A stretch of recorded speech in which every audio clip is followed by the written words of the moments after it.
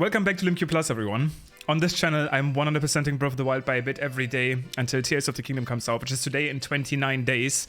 And before we get into the absolutely humongous news that dropped a little bit ago about the final Tears of the Kingdom trailer happening literally tomorrow, I briefly want to update you guys on how I'm counting the days to Tears of the Kingdom, because I keep getting these comments. I explained it multiple times. Maybe we simply disagree and that's fine, but maybe you actually agree with me after my explanation. Now, I just said Tears of the Kingdom in 29 days, but today is April number 12. So most people say 30 days is exactly 1 month. Now, the way I'm counting the days until the release is like this. The 11th of May, 2 p.m. is when it hits midnight in New Zealand. This is when the Tears of the Kingdom download will officially become available for people across the globe. You can actually get the game, Tears of the Kingdom, in a different eShop. This is something that by now should be common knowledge. I'm sure a lot of you have probably heard of this already. If you do the right steps, it's basically possible to get games in different eShops, and in this case it would be the New Zealand eShop. So that's why I keep saying Tears of the Kingdom comes out 1 day earlier than some of you may think, because the 11th 2 p.m, which is exactly 29 days from now, is already the official release in my mind, because people will have their hands on the game. Let's be real here, the game might leak even before that date.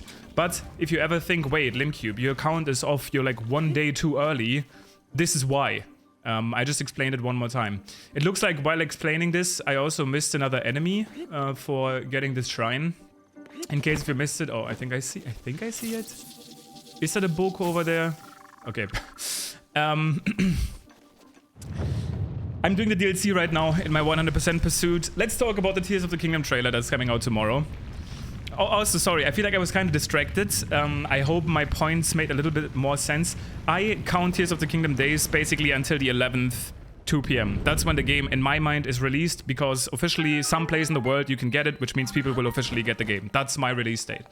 That's how my counting has been since the start. I'm doing the DLC right now to get up to 100%. Let's talk about the Tears of the Kingdom trailer coming out tomorrow. I was literally just outside my apartment running errands when I saw the news that the trailer is real. It will be coming out. I talked in previous videos about the fact that I think there could be another release trailer. I didn't expect it to be out this early, but now it will be actually airing tomorrow. I will obviously be streaming it. It's going to be running at 4 p.m. my time. I will be streaming on my Twitch channel, which will be my return to streaming on Twitch. So if you want to watch it or analyze with us later there, maybe talk about some early speedrunning stuff, that's where it will happen. Also going to be returning to all Shrine speedruns over there. But I wanted to make some predictions today, what I think we're seeing in the Tears of the Kingdom trailer tomorrow. And before, or while I do that, I'm going to be showing you a cool speedrun strat. This could take some time, actually, in the Ruvo Korba Shrine, which is a test of strength plus. This strat is actually a little bit harder to perform if you have the one obliterator, because it requires getting skew for shield clips. But as I'm attempting this shield clip, well, it's actually 3 shield clips, I will be explaining you my theories and not theories, my kind of predictions for the trailer tomorrow. So I think this will be the big one. This will be the biggest trailer we've seen. This will officially finish off the marketing, or start the true marketing for Tears of the Kingdom. This is the trailer that we're gonna see as YouTube ads. We're gonna see shots from this trailer maybe on billboards, etc. I think this will be a massive one. This will be our first real look at Tears of the Kingdom story, which is gonna be massive. We're gonna get more music, pretty intense music. A lot of people are comparing this final story trailer tomorrow with the story trailer from Breath of the Wild. If you've ever watched my stream, you know that that trailer, the story trailer for Breath of the Wild, is my favorite, not video game trailer, not Zelda trailer. It's my, if not my favorite, then one of my favorite pieces of media that has ever been created. That trailer is so incredibly good in every single way. I probably watched it over 50 times. More, probably 100 times. I watched people react to it. I cannot tell you how special that trailer is for me, how much emotion it is able to deliver in a short time. It's incredibly good, and I'm not going to be holding the Tears of the Kingdom trailer to that standard. I'm not going to expect it to deliver that much, even though a lot of people are already questioning if it will. I don't think that's possible, but I'm very happy to be surprised pleasantly, and for that trailer to now be my favorite piece of media. Again, the gameplay today is a little bit interesting. I'm going to be performing the shield clip over and over again. Unfortunately, it looks like my skew is pretty bad, so I actually might have to reload, but that's fine, because we are here for some theorizing anyway. You'll see what I'm trying to do here when I actually get it right, but as I'm playing the game, I'm going to continue to rant about the trailer. Now, I want to get into something, so I'm expecting story, I'm expecting a shot of Ganondorf. People call it the rehydrated Ganondorf. I've seen this prediction all over the place. I still, to this day, believe that Ganondorf is not only going to be a villain in Tears of the Kingdom. Well, he will be, but we're also going to be seeing a side of Ganondorf before he was corrupted by Malice, where he was potentially maybe not fully evil. I think Nintendo is going to break the tradition there, which is also why they casted Matt Mercer for his voice acting role, and not like a heavily like computer generated voice that sounds extra evil. I think that's what's going to be happening with Ganondorf, and we're going to be seeing that version, the rehydrated version of Ganondorf in the trailer. That's my prediction. Okay, this skew actually looks pretty good. We might be able to do it here. That's a small prediction right there. I think we're also going to get our confirmation for dungeons, and if there's playable Zelda, then I think it would happen in this trailer that we'll see it, but at this point I am not convinced that we will. My only thinking now is I completely let go of the playable Zelda idea, but I have a little bit more hope now because of how early this trailer is. If that's something they're going to be marketing, that's their point to do it. They still have a full month left to tell people, yo, Zelda is playable, by the way. So that tiny chance does exist. I want to focus on one more detail as we actually finish the shrine. You could see I basically finished or skipped the entire Test of Strength Plus with these 3 shield clips. I didn't do them well, but that was the idea. One more thing that I want to focus on today is, and this could be considered a spoiler, it doesn't have to do anything with the art book. It's nothing that we don't know yet really, but somebody actually found that Nintendo had already for a brief moment shown the thumbnail of the Tears of the Kingdom trailer. Now this thumbnail doesn't say really anything new that we don't know yet, so if you still don't want to know it, it only shows something that we already know basically exists. I'm about to say it. It shows Link on the big green paraglider that we've seen in the first Tears of the Kingdom trailer, and I've been thinking more and more about what role this paraglider will really play in Tears of the Kingdom. And that paraglider appearing in the thumbnail for the final trailer. Oh, I forgot to fix ragdoll, which is a glitch that you get after shield clipping, which I just did. Common mistake. People ask me sometimes why after Test of Strength clips I randomly bomb Link. This is why, because if you don't do it... Oh, I'm messing up really hard now. If you don't do it, Link will suffer. This is why I did the DLC yesterday, without commentating anything else, because the gameplay is actually so much more difficult. So talking about anything but the DLC itself makes this one a little bit more tricky. But there we go. Now, that paraglider, right? That's what I was talking about. I think the paraglider, the big... I don't know if I would even call it paraglider. The big green Zonai glider that we've previously seen in a trailer has a different role from what you would think it does. I think that paraglider will actually specifically bring us to story relevant sections on the map.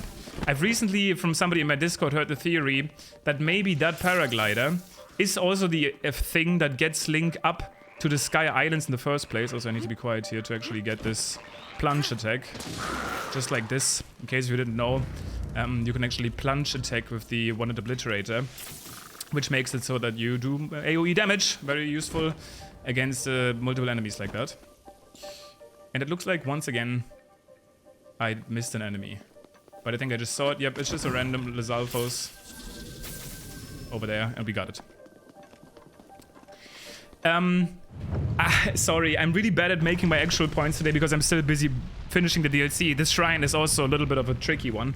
But what if that green paraglider is the thing that gets Link from the underground where Link and Zelda find Ganon to the sky in the first place? It's a Zonai-controlled construct, and instead of it being freely controllable and flying around wherever Link wants. Maybe it takes a set path through the world, bringing Link to story-relevant places in the map. A good example for this are the Rays of Gold in Elden Ring. If you played that game, they kind of point you in the right direction, but you can explore wherever you want. But maybe Link can jump on this paraglider at will, maybe it's related to an ability, and it will carry him to points of interest on the map where you can actually progress the story when you get tired of exploring the game, whatchamacallit, and you don't know where to go anymore, right? Like maybe you've been exploring for a while, you don't know where the next dungeon is, where the next point of interest is, so you call the glider or you find a glider in the world and use it to get to a point of interest in the story. Now, this shrine, I'm actually surprised how well I've been going through it so far. It's definitely the worst in the entire DLC section. It can extremely easily happen that you die here because these spikes will do just enough damage that Link will die, given how the this thing works. What is it called? The One-Hit Obliterator. That's right, we gotta go this way. Now we can climb over here and hopefully make it through. That was actually pretty close. Whew, that was a weird episode today. So much exciting news with the story trailer, also finishing the DLC at the same time. And you know what? This is perfect because we just finished the Great Plateau DLC, which means tomorrow we get to talk all about Tears of the Kingdom, about the new trailer, etc. I get to finish these final shrines, and the most exciting time is actually starting. Sorry for my brain being all over the place today. I had to focus on my gameplay, try to make some predictions, try to explain you why I count differently than maybe some accounts you see on Twitter, tell you that I'm streaming tomorrow. I'm super excited for the trailer. It's like at the same time, I was outside and my heart started pounding. I think this is the most excited I've been for an announcement for this game, just because it feels so real now. The game is so close, and this is the one.